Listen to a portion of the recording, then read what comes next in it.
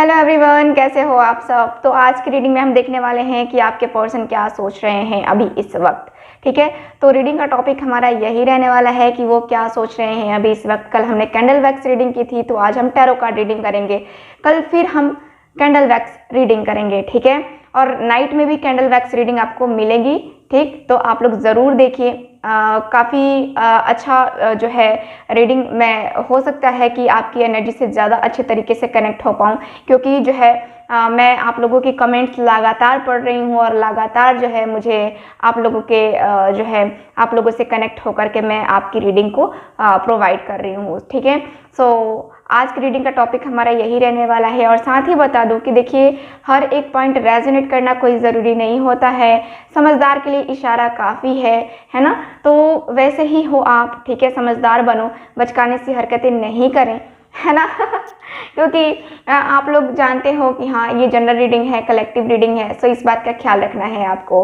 और जिनको भी मुझसे पर्सनल रीडिंग लेनी है, यानी कि खुद की रीडिंग लेनी है, प्राइवेट रीडिंग लेनी है अपने लिए, अपनी ज़िंदगी में जो चीज़ें चल रही हैं उससे रिलेटेड आपके कुछ क्वेश्चंस हैं, तो आप मुझसे पर्सनल रीडिंग भी ले सकते हैं, जो कि पेड रीडिंग होती है। तो जिनको भी लेना है पेड रीडिंग, पर्सनल रीडिंग, वो लोग दिए गए व्हाट्सअप नंबर पे कांटेक्ट कर सकते हैं। और ब्रेसलेट की भी बुकिंग लगातार चल रही है, सो जिनको लेना है फटाफट आप जो है ब्रेसलेट के लिए भी बुकिंग करवा सकते हैं। अभी मेरे पास यहाँ पे ब्रेसलेट अवेलेबल नहीं है, मैं किसी और रूम में हूँ।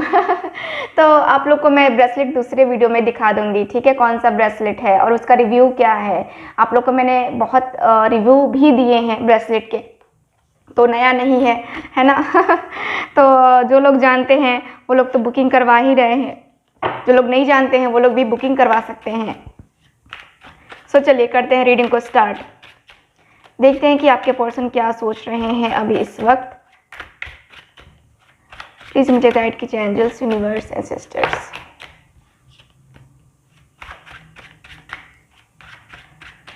प्लीज मुझे गाइड कीजिए एंजल्स।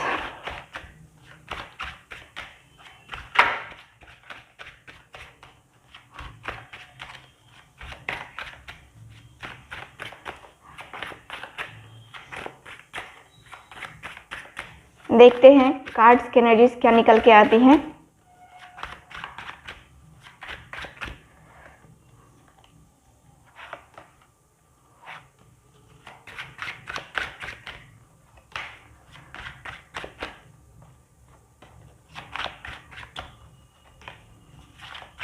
प्लीज गाइड कीजिए।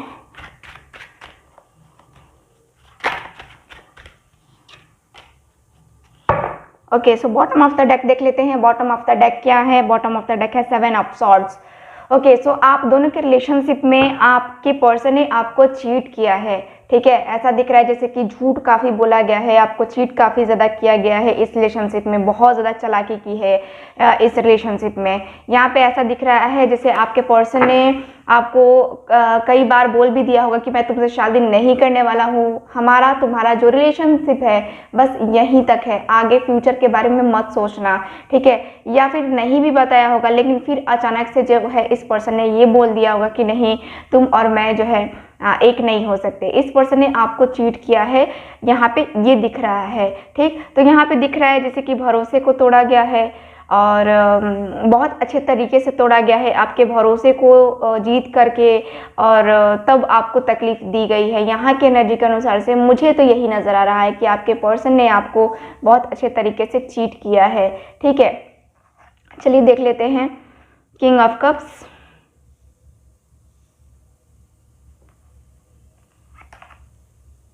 Night of swords,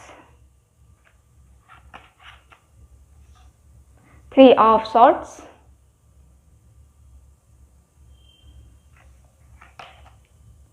9 of swords,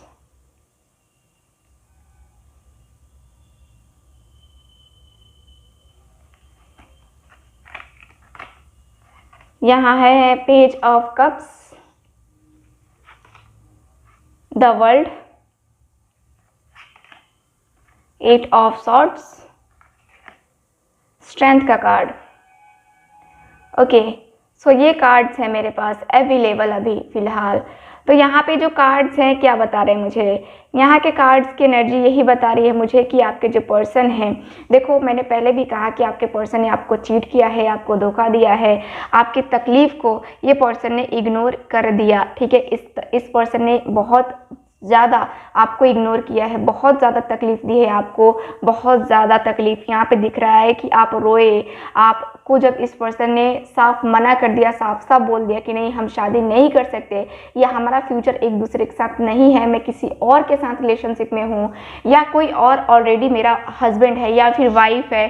ठीक, यहाँ की एनर्जी यही बता रही है कि आपके पर्सन आपको लेकर के, ठीक है, आपको इस पर्सन ने चीट किया है। ठीक, यहाँ पे आपके पर्सन ने आपको चीट किया है और आपको ऐसा रोता हुआ छोड़ गया ये पर्सन, आपको तकलीफ में छोड़ गए ये पर्सन। और यहाँ पे ये भी दिख रहा है जैसे कि आपके पर्सन ने आप उनके सामने रोए हो, गिड़गिड़ाए हो, फिर भी इस पर्सन ने आपको कोई भी वैल्यू नहीं दी, आपकी कोई भी रिस्पेक्ट नहीं की इस पर्सन ने। यहाँ की एनर्जी के अनुसार से मुझे यहाँ पे यही दिख रहा है। यहाँ पे ये भी दिख रहा है कि आपके जो पर्सन है कहीं ना कहीं आपको लेकर के, मैं देख पा रही हूँ कि कहीं ना कहीं ये आपको लेकर के मैं देख पा रही हूँ कि ये सोच रहे हैं कि हाँ अब जो है इस पर्सन ने तो आपको धोखा दे दिया है, आपको तकलीफ दे दी किसी और के कारण से, लेकिन अब इस पर्सन को रियलाइज हो रहा है, अब इस पर्सन को रियलाइजेशन हो रहा है और बहुत अच्छे तरीके से रियलाइजेशन हो रहा है।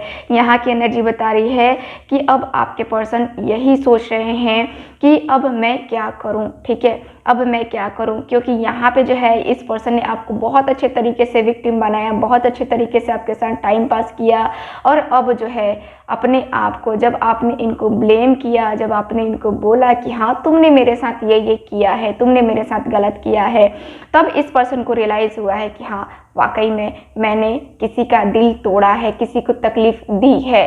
ठीक, यहाँ की एनर्जी ये बता रही है। और यहाँ पे ये भी दिख रहा है कि आपके पर्सन आपको लेकर के यहाँ पे ये पर्सन सोच रहे हैं बात करने की एनर्जी में। ठीक है, ये पर्सन बात करने या फिर बात को आगे बढ़ाने के बारे में ये पर्सन सोच रहे हैं। यहाँ पे दिख रहा है कि ये पर्सन आपसे माफ़ी भी मांगने के बारे में सोचते हुए नज़र आ रहे हैं, लेकिन इस पर्सन के अंदर चाहिए क्या, स्ट्रेंथ। ठीक है, इनके अंदर चाहिए पावर, वो पावर जो कि आपके सामने इनको खड़ा कर सके। ठीक है, वो एनर्जी जो कि इनकी गलती का पछतावा इनको हो सके। ठीक है, इनकी गलती का पछतावा तो इनको हो ही रहा है, लेकिन आपके सामने इनको जो है बोलना, या फिर आपके सामने जो है इनको एक ऐसी एनर्जी में रखना, या फिर खड़ा होना जहाँ पे इनको लग रहा है कि हाँ अब मैं नहीं कर पाऊँगा। ठीक है, मैं किस मुंह से जाऊँ। इस पर्सन को ऐसा भी फील हो रहा है, ऐसा लग रहा है कि ये पर्सन जो है आपको ले करके बहुत ज़्यादा तन्हा फील कर रहे हैं। अब इस पर्सन को रियलाइज़ हो रहा है कि अब ये पर्सन चुल्लू भर पानी में डूबने लायक इन्होंने काम किया है। ठीक है, क्योंकि आपको चीट किया है, आप इतने ज़्यादा लॉयल थे इनके लिए, इतना प्यार दिखाया आपने, इतना प्यार दिया इस पर्सन को, इतना ज़्यादा रिस्पेक्ट दिया इस पर्सन को, और फिर भी इस पर्सन ने आपकी वैल्यू नहीं की। ठीक है, इस पर्सन ने आपको ज़रा सा भी टाइम नहीं लगाया छोड़ने में, किसी और के कारण से, किसी और की बातों में आकर के। लेकिन यहाँ पे मैं देख पा रही हूँ कि ये पर्सन को मैं देख पा रही हूँ कि ये पर्सन जो है आपके कार्मिक भी रहे हैं। ठीक है, ये पर्सन आपके कार्मिक, आप अपने कार्मिक के साथ डील कर रहे थे। आपको शायद लगा होगा कि ये पर्सन मेरा सोलमेट है, लेकिन यहाँ पे दिख रहा है कि ये पर्सन आपके कार्मिक हैं। ठीक है, इस पर्सन ने आपका दिल काफ़ी अच्छे तरीके से तोड़ा है, आपको बहुत अच्छे तरीके से तकलीफ दी है, बहुत अच्छे तरीके से, जिससे ईश्वर ने इस पर्सन को भेजा है आपके लाइफ में। ठीक है, अगर आपका दिल टूटा भी है, तकलीफ भी हुई है, तो ये पर्सन को ईश्वर ने भेजा है। क्यों भेजा है? ताकि आप कुछ सीख सको, आप स्ट्रांग बन सको, आपके अंदर वो पावर आ सके, सहन शक्ति वो आपको मिल सके। आपको सहन शक्ति जो है देना ईश्वर का यही मैं कहूँ कि ईश्वर आपको सिखाना चाह रहे थे आपके पर्सन के थ्रू, है ना। आपको मेंटली स्ट्रांग बनाना चाहते थे, फिजिकली स्ट्रांग बनाना चाहते थे।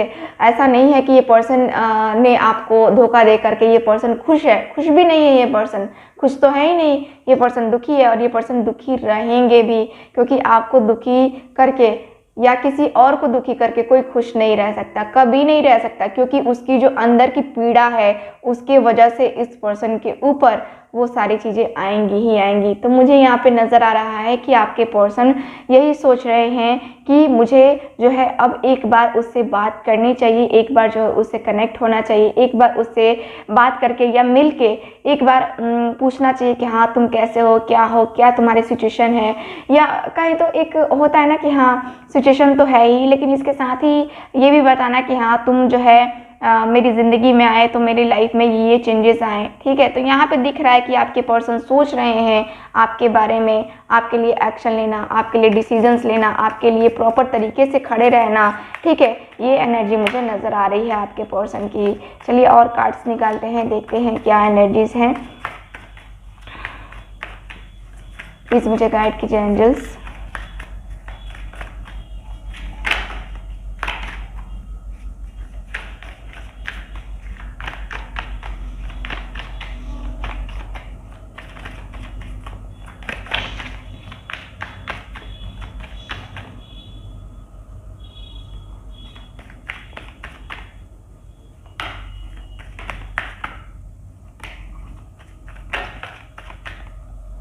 ओके,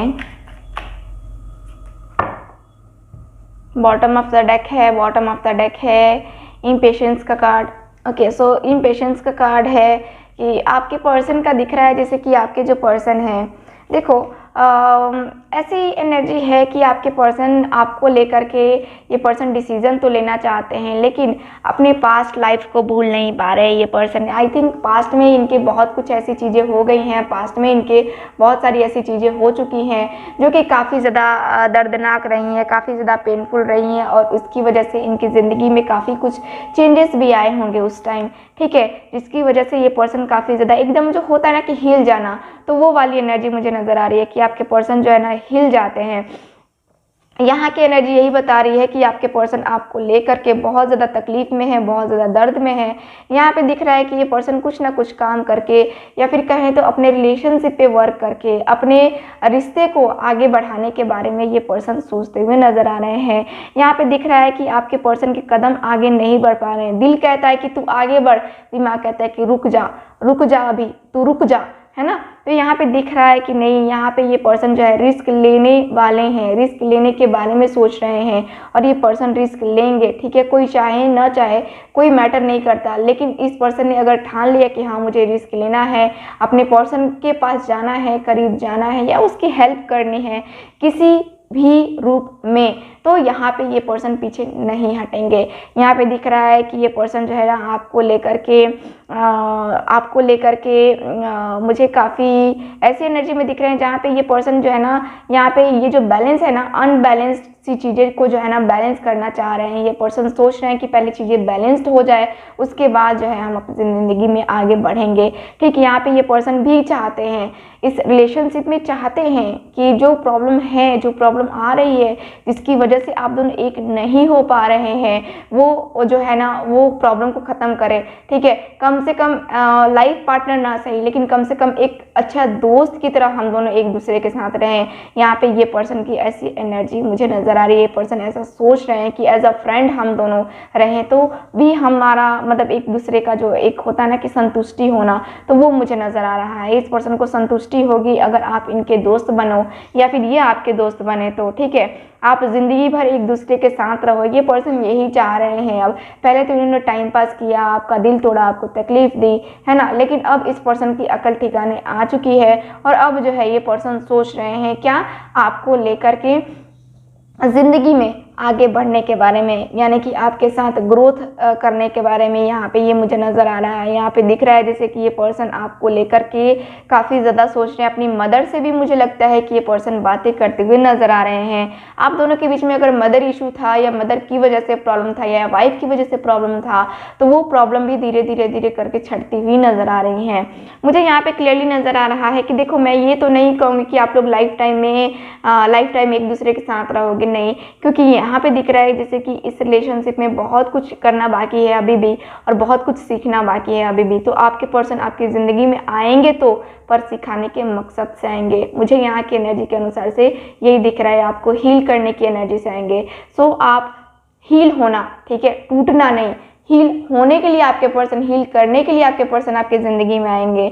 सो आप खुद को हील करो, ठीक है, खुद को हीलिंग प्रोसेस में डालो ताकि आपकी हीलिंग बहुत अच्छे तरीके से हो पाए, ठीक है। तो यहाँ पे मैं यही देख पा रही हूँ कि आपके पर्सन यही सोचते हुए नज़र आ रहे हैं। सो मिलेंगे अब हम अगली रीडिंग में, जो भी रीडिंग होगी। सो चलते हैं और मिलते हैं अगली रीडिंग में। तब तक हंसते रहिए, मुस्कुराते रहिए और खुश रहिए, ओके।